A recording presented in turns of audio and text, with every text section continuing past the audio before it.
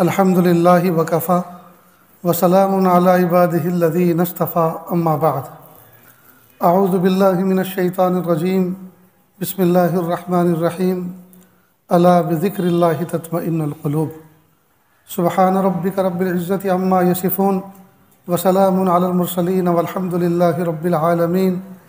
अल्लाहुम्मा सल्लि अला सय्यिदिना मुहम्मद व अला आलि सय्यिदिना मुहम्मदिन व बारिक वसल्लिम। अल्लाहुम्मा सल्लि अला सय्यिदिना मुहम्मद व अला आलि सय्यिदिना मुहम्मदिन व बारिक वसल्लिम। अल्लाहुम्मा सल्लि अला सय्यिदिना मुहम्मद व अला आलि सय्यिदिना मुहम्मदिन व बारिक वसल्लिम।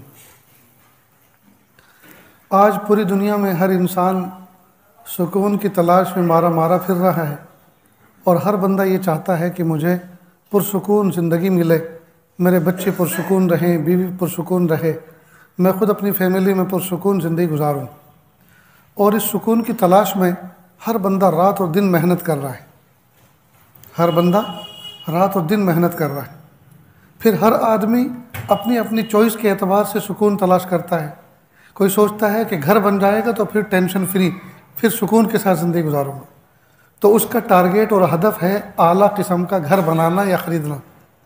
वो सोच रहा है जिस दिन मुझे घर मिल जाएगा, आला किस्म का घर मिल जाए या बन जाए, वो दिन मेरी सुकून की पहला दिन और सुकून की पहली रात होगी।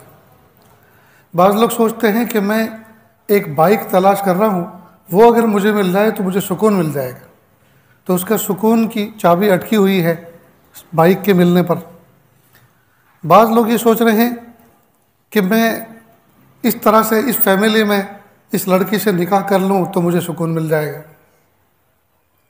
इतनी बात याद रखें, एक है सुकून और एक है असबाब सुकून, दोनों में फ़र्क है। एक है राहत और एक है असबाब राहत। मोटे गद्दे, एयर कंडीशन कमरा, जी, ये असबाब राहत हैं, राहत नहीं। असबाब राहत हैं, राहत नहीं। मैं कहा करता हूँ कि हर आदमी ये समझता है कि पैसे मिल जाएं तो फिर असबाब राहत आदमी खरीदता है, सुकून से रहता है। पैसे से इंसान किताबें तो खरीद सकता है, इल्म तो नहीं खरीद सकता। पैसे से इंसान दवा तो खरीद सकता है, शिफा तो नहीं खरीद सकता। पैसे से इंसान चश्मा तो खरीद सकता है, बीनाई तो नहीं खरीद सकता। पैसे से इंसान मोटे मोटे गद्दे तो खरीद सकता है, मीठी मीठी नींद तो नहीं खरीद सकता। पैसे से इंसान सफ़ेद बालों को काला करने वाला खिजाब तो खरीद सकता है, शबाब और जवानी तो नहीं खरीद सकता। मालूम हुआ पैसे से कुछ नहीं होता, करने वाली ज़ात अल्लाह की है। अब मसला ये चश्मा है, ठीक है, अब बिनाई कमज़ोर है, चीज़ें साफ़ नज़र नहीं आती, दूर तक का नज़र नहीं आ रहा। चश्मा लगाया तो जाविया ठीक हो गया, चीज़ें साफ़ हो गई, जी। तो ये असबाब बिनाई है, लेकिन चश्मे में बिनाई नहीं है। अगर बिनाई होती तो अंधे लोग चश्मा लगाते और बीना हो जाते। बिनाई की कुंजी तो अल्लाह के हाथ में है। अल्लाह की दी हुई बिनाई में जो कमज़ोरी आ जाती है, अल्लाह ने बंदों को ये सलाहियत दी है असबाब के दर्जे में कि वो ऐसी ऐसी टेक्नोलॉजी इस्तेमाल करें तो उससे जाविया या कुछ मिक़दार दुरुस्त हो जाती है। लेकिन कोई आदमी यही समझे कि चश्मे के अंदर सब कुछ है, ये है तो भी मुझे सब दिखाई देगा, नहीं तो नहीं दिखाई देगा, तो मालूम हुआ कि ये शिर्क का मुर्तकिब हो रहा है। यही आके अहले ईमान में अहले कुफ्र में फ़र्क है कि काफिर और मुशरिक जो अल्लाह का नाफरमान होता है, अल्लाह पे यकीन नहीं रखता, वो असबाब की इबादत करने लगता है। लिहाजा तो दूसरे मज़ाहिब के लोग हैं, सुबह सवेरे जब वो गाड़ी लेकर चलते हैं तो गाड़ी को झुकते हैं, उसके सामने सजदे करते हैं, उस पर कुछ लिखते हैं, उस पर कुछ फूल मालाएँ चढ़ाते हैं, जी, कि ज़रा ठीक ठाक चलियो, तकलीफ मत दियो। क्या मतलब? गोया गाड़ी को खुदा समझ बैठे, हर तकलीफ देने वाली चीज़ को खुदा समझ बैठे, हर राहत देने वाली चीज़ को खुदा समझ बैठे। आग को देखते हैं तो झुकते हैं, सांप को देखते हैं तो झुकते हैं, ये नफ़ा पहुंचाती है, ये नुकसान देती है। हालांकि इस्लाम ने ये सिखाया कि ये असबाब तकलीफ़ तो हैं, असबाब तो राहत तो हैं, लेकिन तकलीफ़ और असबाब इनके बस की बात नहीं है, उसकी कुंजी तो किसी और के हाथ में। तो हम इस बात को अच्छी तरह से जहन में बिठा लें, जिस तरह 2 और 2 4 होने का यकीन हमारे दिल दिमाग में बैठा हुआ है कि 2 और 2 4 होते हैं, 4.25 नहीं, 4.5 नहीं और 5 नहीं। न कम न ज़्यादा, 2 और 2 4। ठीक बिल्कुल इसी तरह चीज़ों के अंदर अल्लाह ने राहत नहीं रखी, असबाब राहत ज़रूर हैं, राहत की कुंजी अल्लाह के हाथ में। कितने सारे लोग हैं जो एयर कंडीशन मकानों में रहते हैं, बेहतरीन गाड़ियों में घूमते हैं, बेहतरीन बैंक बैलेंस उनके पास हैं, लेकिन सुकून की नींद उनको नहीं आती। नींद आती है ख्वाब आवर और नींद आवर दवाई पीने से। मालूम हुआ असबाब अपनी जगह पर हैं, असबाब के पीछे मुसब्बिबुल असबाब की ताकत अलग है। जो बंदा असबाब से हटकर मुसब्बिबुल असबाब की तरफ नज़र रखता है और उसकी खुशामद करता है, उसको मनाता है, वो ज़ात है जो असबाब के अंदर राहत रखती है। अब देखिए इस आयत में कुरान पाक में अल्लाह पाक फरमाते हैं अला बिज़िक्रिल्लाहि तत्मइन्नुल क़ुलूब, ए लोगो आगाह हो जाओ, याद रखो अल्लाह की याद में दिलों का सुकून है। हम सुकून ढूंढ रहे हैं, मालदारी में सुकून ढूंढ रहे हैं, बंगलों में सुकून ढूंढ रहे हैं, कारों में, बहारों में, हालांकि अल्लाह पाक जो खालिक सुकून है वो फरमा रहे हैं जी मेरी याद में सुकून है, मेरी याद में सुकून है। जब मेरी याद करोगे तो मैं तुम्हें बगैर बिस्तर वाली खटिया पे भी तुम सोओगे तो तुम मीठी नींद सो जाओगे। कितनी वाबस्ता है तस्कीन तेरे नाम के साथ, नींद कांटों पे भी आ जाती है आराम के साथ। जो बंदा अल्लाह अल्लाह करता है, अल्लाह का जिक्र करता है, वो चटाइयों पे सोता है, मीठी नींद आ जाती है। बहुत से लोग जमात के मुबारक रास्ते में निकलते हैं, वो लोग जो बेड पर सोते हैं, डनलप के गद्दों पर सोते हैं और मेमोरी फोम के गद्दों पे सोते हैं, उसके बगैर उनको नींद नहीं आती। बगैर चटाई सिर्फ तकिया डालते हैं और एक चादर बिछाते हैं, मस्जिद की चटाई पे उनको नींद आ जाती और गहरी नींद आती है। क्यों? इसलिए कि उन गद्दों में नींद नहीं है, राहत गद्दों में नहीं है। राहत अल्लाह पाक ने अपनी ज़ात से रखी है कि हम राहत की कुंजी हमारे हाथ में, हमारे कब्ज़े कुदरत में है। हम चाहें तो तुम्हें चटाई पर राहत की नींद सुला दें और हम चाहें तो तुम्हें गद्दों पर बेचैन कर दें। तो अल्लाह पाक फरमाते हैं अला बिज़िक्रिल्लाहि तत्मइन्नुल क़ुलूब, ए लोगो आगाह हो जाओ, दिलों का सुकून और इत्मीनान तो अल्लाह की याद में है। अब ये अल्लाह की याद किस चीज़ का नाम है? सुबहान अल्लाह, अल्हम्दुलिल्लाह, अल्लाहु अकबर, ला इलाहा इल्लल्लाह, ला इलाहा इल्लल्लाह, इल्लल्लाह इल्लल्लाह। क्या इसका नाम अल्लाह की याद है? ये भी याद की एक किस्म है, टोटली याद इसको नहीं कहेंगे। फिर टोटली याद किसको कहेंगे? इसकी क्या डेफिनेशन है? हर वो काम जो अल्लाह की याद में हो रहा हो, जो जायज़ हो, हर वो काम जो जायज़ हो, जायज़ काम में बंदा लगा हुआ हो, वो जिक्र का दर्जा इख्तियार कर लेता है। हर जायज़ काम, इसलिए कि जो जायज़ काम कर रहा है वो किस लिए कर रहा है? अल्लाह ने उसको जायज़ कहा है करने के लिए, तभी तो कर रहा है।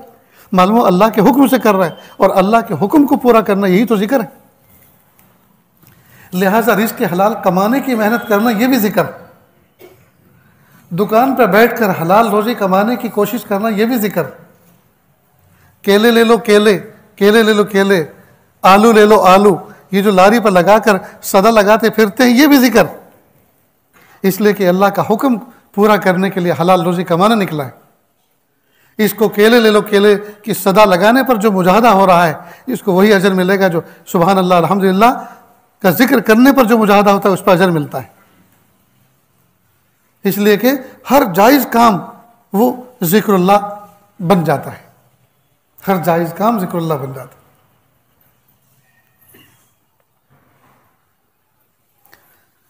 जिस तरह से असबाब राहत में राहत नहीं है, राहत की कुंजी अल्लाह के हाथ में है, इसी तरह असबाब तकलीफ़ जितने भी हैं, जो हादसात हैं, वाक़यात हैं, तकलीफ़ें हैं, आए दिन जो अखबारों में पढ़ते हैं, आए दिन ज़ालिमाना जो है बहुत से कानून होते हैं, बहुत सी चीज़ें होती हैं जो इंसान के ऊपर शाख गुजरती हैं।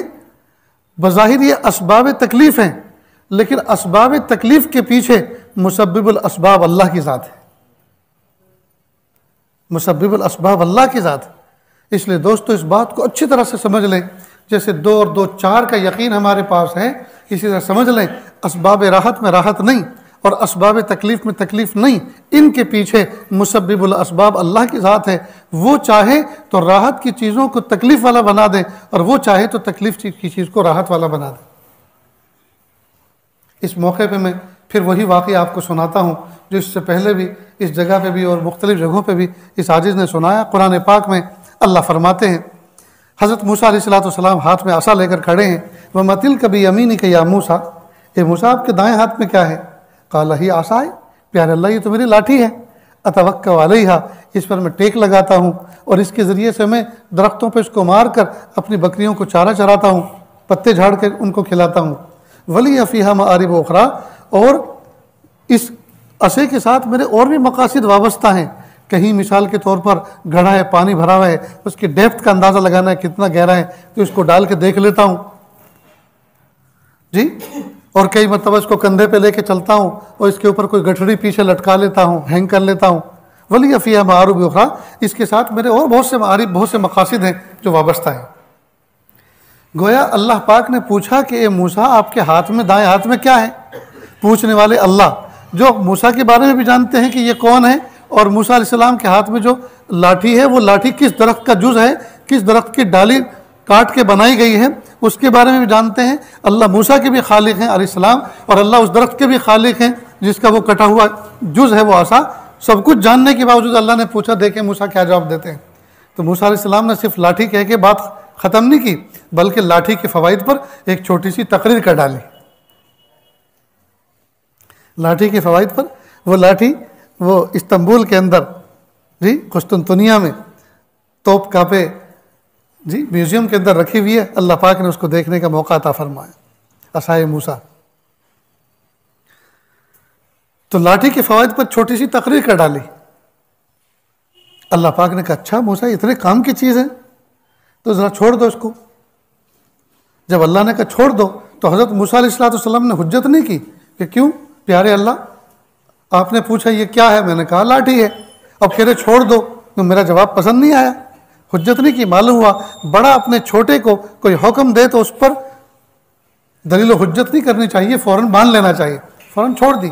जैसे छोड़ी, फ़ैज़ा ही हय्यतुन तसआ, वो तो अज़दा बन गया, लहराता सांप बन गया। अब हज़रत मूसा अलैहिस्सलाम जब देखा तो डर गए। मालूम हुआ वक्त का जो नबी होता है वो बशर होता है, और बशर की यह सिफत है कि वो खौफ की चीज़ों से डर जाता है और खुशी की चीज़ों से खुश हो जाता है। ये बशर की सिफत है। हाँ, बशर का आला फ़र्द होता है वक्त का नबी। इंसानों में भी सबसे आला किस्म का फ़र्द होता है। हर चीज़ उसकी एक क्लास होती है, उसकी अकल, उसकी बीनाई, हर चीज़। जब वो डर गए तो अल्लाह पाक ने फरमाया ला तखफ, ए मूसा डरो मत। तो ये जो कहा डरो मत, इसका मतलब ये कि डरे पक्के डरे थे, सिर्फ कहने की बात नहीं थी, वाकई डर गए थे। तभी तो अल्लाह ने कहा डरो मत, इसको पकड़ लो। सनुईदुहा सीरतहल उला, हम इसको असल हालत में कन्वर्ट कर देंगे, असल शक्ल में इसको वापस फिर दोबारा लौटा देंगे। अब यहाँ एक दूसरा मसला छिड़ा। अकल कह रही है पकड़ियो मत, ये तुम्हारे साथ में कोई खेल हो रहा है। आज तुम अकेले जंगल में मिल गए ना, इसलिए तुम्हारे साथ खेल हो रहा है, पकड़ियो मत। जो अपना दोस्त था वही दुश्मन बन गया है। इस जैसे सांपों को जिसको ठिकाने लगाया करते थे इस असा से, वही आज दुश्मन बन गया। अब करेंगे क्या, इसलिए पकड़ना मत। अकल कह रही है पकड़ना मत, लेकिन अल्लाह की खबर क्या कह रही है, पकड़ लो। मालूम हुआ अकल में और ख़बर में जब तजाद हो जाए तो खबर की ना, अकल की ना माने, खबर की माने। अकल जो कह रहे उसकी ना माने, खबर की माने, अल्लाह जो कह रहे हैं वो माने। आज हमारे सामने हालात ऐसे ही हैं, वो ऐसा कर देंगे, वो ऐसा कर देंगे, नहीं, अल्लाह क्या कह रहे हैं वो करना है हमको। चुनांचे हज़रत मूसा अलैहिस्सलाम ने अकल की एक न सुनी, फ़ौरन उसको पकड़ लिया। जैसे पकड़ा, फ़ौरन असा को, उस सांप को अल्लाह पाक ने असे की शक्ल में कन्वर्ट कर दिया। हज़रत मूसा अलैहिस्सलाम ने उसको पकड़ा, यकीनन चारों तरफ से देखा होगा कि पूरा का पूरा कन्वर्ट हो गया, थोड़ा बहुत बाकी रह गया, और खुशी का इजहार किया। अब यहाँ तक आपने इस वाक़े को बारहा सुना होगा, सुनेंगे, पढ़ा भी होगा और पढ़ेंगे, लेकिन अल्लाह ताला हज़रत मूसा अलैहिस्सलाम के इस मुकालमे के ज़रिए से सुबह क़यामत तक आने वाली मोहम्मद सल्लल्लाहु अलैहि वसल्लम की उम्मत को क्या सबक देना चाहते हैं, वो है असल समझने की चीज़ कि ए मूसा खबरदार, हमने तुमसे पूछा तुम्हारे हाथ में क्या है, तुमने कहा लाठी है, और लाठी कह के तुमने बस नहीं किया, बल्कि लाठी के फ़वाइद पर एक तकरीर कर डाली। जब हमने कहा इसको छोड़ दो तो तुमने छोड़ दिया, बात मान ली। हमने उसको सांप बना दिया, जब सांप बना दिया तो तुम डर गए। तो लाठी के बारे में तो तुम उसके फ़वाइद पर तकरीर कर रहे थे कि ये फ़ायदे की चीज़ है, और सांप को देख के डर गए। और जब हमने कहा इसको पकड़ लो, हम इसको लाठी में मुंतकिल कर देंगे, तो तुमने उसको हमारी बात मान के पकड़ लिया, हमने लाठी की शक्ल मुंतकिल कर दिया, तुम खुश हो गए। ए मूसा खबरदार, लाठी को देखकर तुम खुश हुए थे और सांप को देख के डर गए थे। लाठी में नफ़ा पहुंचाने की सलाहियत नहीं है। हम चाहें तो नफ़ा देने वाली लाठी को नुकसान देने वाले सांप की शक्ल मुंतकिल कर दें, और हम चाहें तो नुकसान देने वाले सांप को नफ़ा पहुंचाने वाली लाठी की शक्ल मुंतकिल कर दें। चीज़ों के पीछे हुक्म हमारा चलता है, चीज़ों के पीछे हुक्म हमारा चलता है। हम कई मरतबा सोचते हैं पैसा हो चाहे जैसा हो, पैसे का ढगला लगा लो, पैसे का ढेर लगा लो, उसके बाद सब पूरी दुनिया हमारी है, जो चाहें हम खरीदें, जो चाहें हम करें, जो चाहें जिसकी चाहें खुशामद खरीद लें, जिसको चाहे हम घुमा दें, पैसे से सब कुछ होता है। नहीं दोस्तों, पैसा असबाब राहत में से है, मुकम्मल राहत पैसा नहीं है। अल्लाह ने इन असबाब के अंदर अल्लाह ने जो है राहत मुकद्दर फरमाई, और वो हुक्म फरमाते हैं तो पैसा सबब राहत बनता है, वरना यही पैसा सबब मुसीबत बनता है। जब नोटबंदी हुई थी, लोगों को रखे हुए ढेर कांटे नजर आ रहे थे, अब क्या करें इनका, अब कहां इनको ठिकाने लगाएं।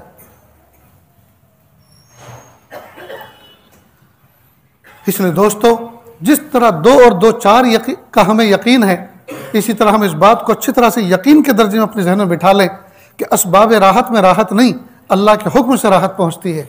और असबाब मुसीबत में, हवादिसात में, वाक़यात में, तकालीफ में, जी तकालीफ नहीं है। इन वाक़यात और हवादिस के पीछे तकालीफ देना ये और तकालीफ ख़त्म करना ये अल्लाह का काम है।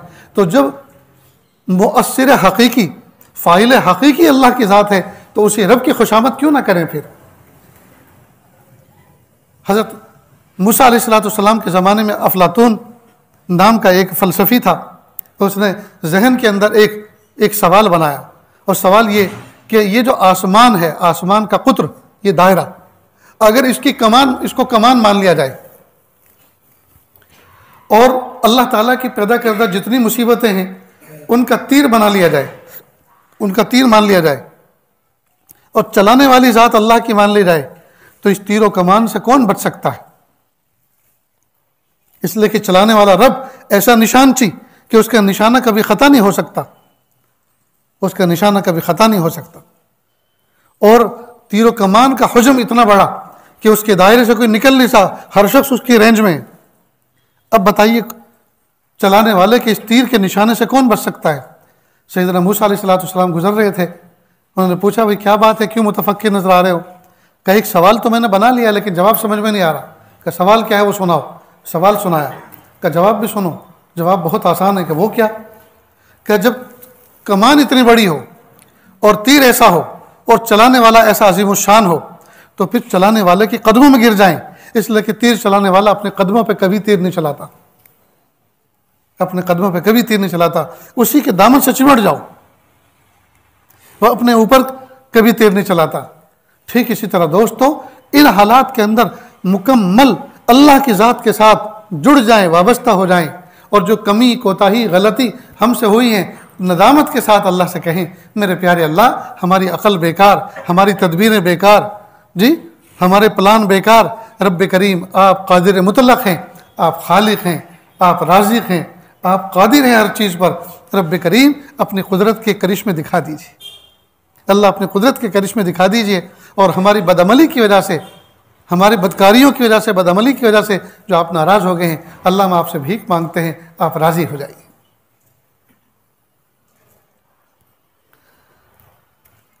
इसलिए कुरान पाक में जो अल्लाह पाक ने फरमाया, अला बिज़िक्रिल्लाहि तत्मइन्नुल क़ुलूब, सुकून का मुतलाशी तो हर बंदा है। छोटे बच्चों भी सुकून चाहता है, बड़ा भी सुकून चाहता है, औरत भी सुकून चाहती है, मर्द भी सुकून चाहते हैं, गरीब भी सुकून चाहते हैं, अमीर भी सुकून चाहते हैं, सेहतमंद भी सुकून चाहते हैं, बीमार भी सुकून चाहते हैं। लेकिन सुकून की कुंजी खालिक सुकून अल्लाह के हाथ में है। उसने जो कहा है वो कर लो, उसमें नफ़ा है। उसने जो कहा, भाई डॉक्टर पर जिस पर हमने एतमाद किया, जो तजुर्बेकार है, वो अगर कहे कि भाई आप जो है ये परहेज़ करें और ये दवा इस्तेमाल करें, इंशाअल्लाह अल्लाह आपको शिफा देंगे। मेरे तजुर्बे की चीज़ है, मेरे इल्म की तजुर्बे की चीज़ है कि अल्लाह पाक ने इस बीमारी का इलाज इस दवाई के इस्तेमाल पर और इतने इतने परहेज़ पर रखा है। तो हकीकत में अगर हम उसके मुताबिक, उसकी हिदायत के मुताबिक अमल करेंगे तो अल्लाह शिफा अता फरमाएंगे, क्योंकि ये दारुल असबाब है। यहाँ अल्लाह पाक ने आग के अंदर जलाने की सलाहियत रखी है, यहाँ छुरी के अंदर काटने की अल्लाह ने सलाहियत रखी है। तो इन असबाब को हम इख्तियार करें, लेकिन असबाब को इख्तियार करते हुए वक्त भी अल्लाह से ज़र्रा बराबर गाफिल न रहें, नज़र अल्लाह की ज़ात पर हो। मेरे प्यारे रब, असबाब की दुनिया में रहते हुए मैंने असबाब ज़रूर इख्तियार किए हैं, लेकिन असल तो मुसब्बिबुल असबाब आप हैं। आप चाह रहे हैं उम्रा करें, हज करें, आपने टिकट भी ओके करा लिए, वीज़ा भी इशू हो गया जी, तैयारी मुकम्मल कर ली, लेकिन जैसे निकलने वाले थे माँ जैसी प्यारी का इंतकाल हो गया, बाप जैसे प्यारे का इंतकाल हो गया जी, बीवी जैसी प्यारी का इंतकाल हो गया, कई मरतबा सारा निज़ाम धर्म भरम हो जाता है। तो ये सारे निज़ाम को धर्म किसने किया, धर्म भरम किसने किया? रब्ब कायनात ने। इसलिए सारे असबाब व वसाइल इख्तियार करने के बावजूद हरगिज़ हरगिज़ भरोसा मत करो, नज़र अल्लाह की ज़ात पे हम रखें। मोमिन का कोई काम ऐसा नहीं होना चाहिए जो असबाब तो वो आला से आला इख्तियार करे, लेकिन अल्लाह की ज़ात से गाफिल हो जाए। कोई भी काम ऐसा नहीं होना चाहिए, असबाब छोटे हों या बड़े, असबाब कमज़ोर हों या कवी, चाहे जैसे हों, नज़र हमेशा अल्लाह की ज़ात पर यकसा रखे। आज हमारा हाल ये है, असबाब अगर कमज़ोर हैं तो हमारा यकीन मजबूत होता है।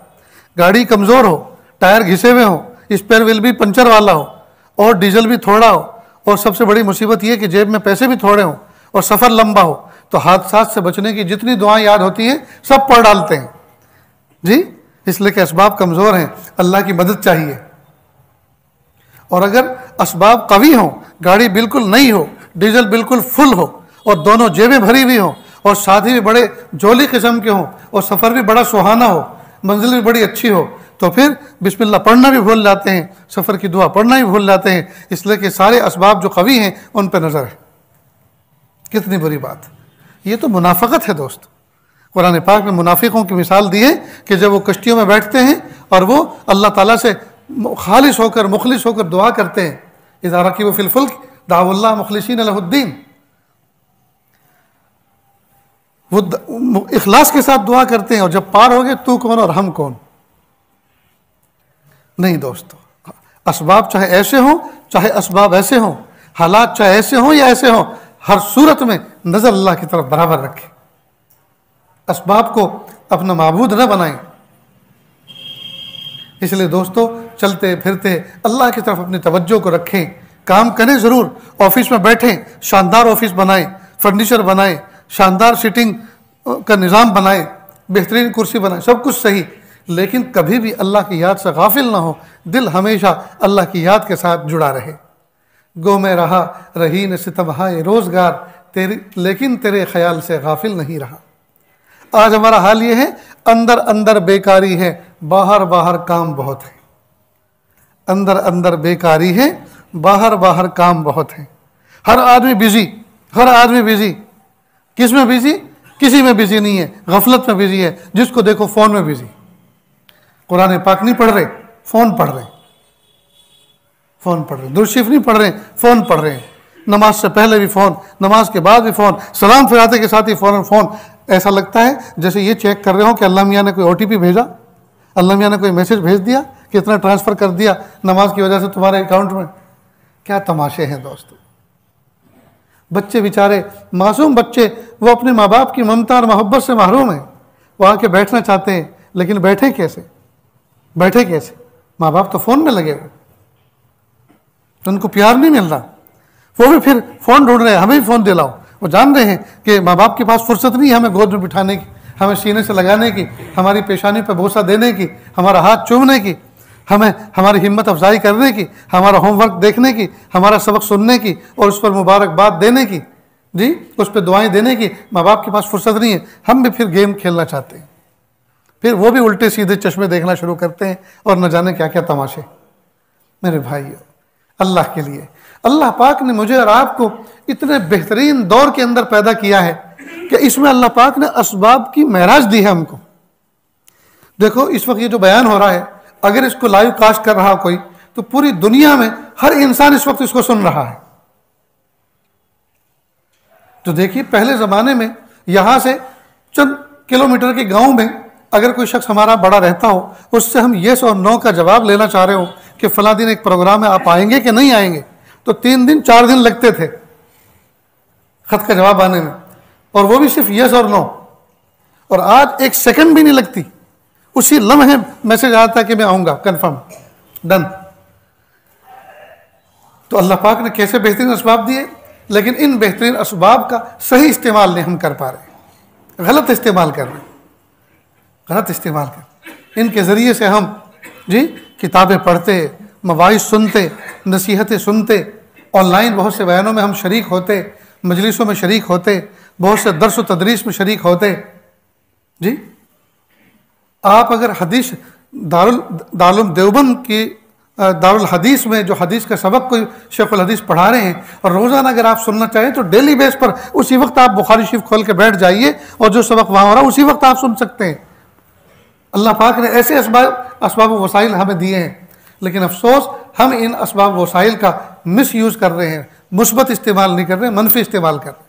जो देखो फिल्में देख रहा है, जो देखो तमाशे देख रहा है, बकवास देख रहा है, ग्रुप बने हुए हैं, और ग्रुप ऐसे हैं 24-24 घंटे हर शख्स एक्टिव है। ऐसा लगता है शैतान ने कहा ग्रुप बनाओ, एडमिन बनो और मुझे आराम करने दो, मेरी तरफ से तुम तर्जुमानी करो। हर वक्त ग्रुप में कोई ना कोई एक्टिव रहता है। हमने तो अपने उस पर लिख के लगा रखा है, खबरदार हमें बगैर इजाज़त के कोई भी आदमी हमें अपने ग्रुप में ऐड न करे। हम होते हैं रात को कई मरतबा 2 बजे 3 बजे किसी एयरपोर्ट पर है, अपनी ज़रूरत के लिए फ़ोन खोला, उसमें कुछ टिकट देखना है, कुछ फ़्लाइट की जो हालत देखनी है, अब उनको लगा ऑनलाइन है, तो शैतान उनको सुझाता है लो हज़रत मियाँ भी, वो भी ऑनलाइन है, हम भी हैं, हम में उनमें फ़र्क क्या हुआ। उस अल्लाह के बंदे को ये पता नहीं है कि वो अल्लाह के रास्ते में इस वक्त कहीं सफ़र पे है, किसी मुजाहदे से गुजर रहे हैं। वो समझ रहा है कि जैसे हम बेकार हैं ऐसे ही वो बेकार है, वो भी फ़ोन देख रहे हैं, हम भी फ़ोन देख रहे हैं। एक तो ये गलत फहमी। तो लिहाजा दूसरी बात यह कि हर शख्स जागता रहता है कि कोई पोस्ट आए तो उसको डाइवर्ट करने के लिए, इधर से उधर भेजने के लिए वो उसकी जिम्मेदारी निभाता है। शैतान का तर्जुमान बन के काम कर रहा है। और खुराफात, बेकार की वाहियात, लायानी दोस्तों नेकियों को इस तरह से खा जाती है जिस तरह आग खुश्क लकड़ी को खा जाती है। आज हम आमाल कर रहे हैं, लेकिन आमाल लायानी की वजह से ज़ाय हो रहे हैं। इसलिए अल्लाह के महबूब सल्लल्लाहु अलैहि वसल्लम ने हज़रत अबू हुरैरा रज़ी अल्लाह अन्हु के सामने कुछ नसीहतें फरमाई थी। उनमें से एक नसीहत ये थी, इत्तक़िल महारिम तकुन आबदन नास, तुम गुनाहों से बचो तो तुम सबसे बड़े इबादत गुजार बन जाओ। जाहिर बात है जब गुनाह से बचेंगे, अब जो कुछ बचेगा वो नेकी होंगे ना। अल्लाह ताला से दुआ है अल्लाह ताला कहने सुनने से ज़्यादा अमल की तौफ़ीक़ अता फ़रमाए। व आखिर दावाना अनिल हम्दुलिल्लाहि रब्बिल आलमीन।